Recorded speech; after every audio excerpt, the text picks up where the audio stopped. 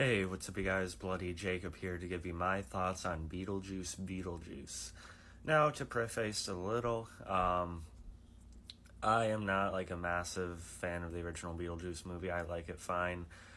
It's my wife that's actually more of a fan of the original movie.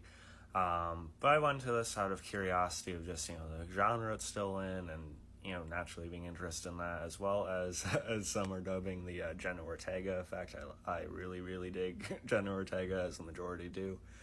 And this is just like, very easy casting to slip her into a movie like this, given, how she's taken off recently with other things. And so speaking as someone who doesn't absolutely love the original movie, I like this one fairly well for the most part. I do think it actually has more going for it for me personally than the original movie did. I know some people have said this movie's messy. There's too many plot threads that go unfulfilled, or that don't get enough attention. I really don't think it's all that complex. I think things get about the appropriate amount of concentration. I thought it was actually more engaging on a story and plot level than the original movie was. I think Jenna Ortega did quite well in this movie. She's definitely my favorite. Playing a role again that she can do in her sleep. Winona Ryder I liked as well. Although I think the direction for Lydia is a little odd. Given how the first movie ends, I think it's a little just strange kind of how they portrayed her in this one, as kind of being more rolled over and sort of just reacting to what happens in the plot, and sort of nearly being manipulated into another marriage. I think this is kind of a weird direction for why she's so popular after the first movie.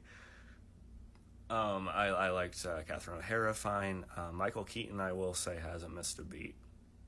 He does get like a smidgen more screen time in this, and he is utilized well. I think he did well with it. I much prefer him as Beetlejuice and characters like Vulture over Batman personally.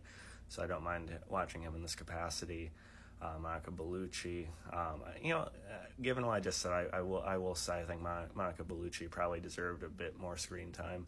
I do think they could have fleshed out her past with Beetlejuice a bit more. But other than that, I thought the plot was handled fine, and the momentum of it all, I think, just kind of picked up better for me than the originals does. And, it's framed well. It still maintains, pretty solid level of practical effects. And I don't know, I liked it. It's going to be some sacrilege for me to say I liked it more than the original, but I do, personally. It's not one I absolutely love, though. Just something about Beetlejuice still hasn't fully clicked with me. And like I said, the Lydia thing is a bit odd in this movie, and for as much as I do think they did well with the plot and the way that moved, the movie in general, it has the style, it has the look, kind of modernized. It's still kind of slagged along at certain points, not quite getting the energy from it that some say. So, and just for some reason, I don't have a lot of issues with it. I just didn't absolutely love it. I like it, and again, more than the original. There is a love interest dynamic with Jenna Ortega's character in this movie, and I thought that was actually paid off nicely, and kind of a nice surprise resolution that I didn't think was all that bad, because we've seen this kind of story play out before, so I didn't think it really harmed it that it wound up as it did. But yeah, I liked it. I'm giving it probably a B minus, somewhere in there. I do prefer it more than the first, and I do think it does go fine pairing with it, in saying that. So yeah, let me know you guys thought about it. Follow me on Twitter, Instagram, and TikTok, of course, and peace.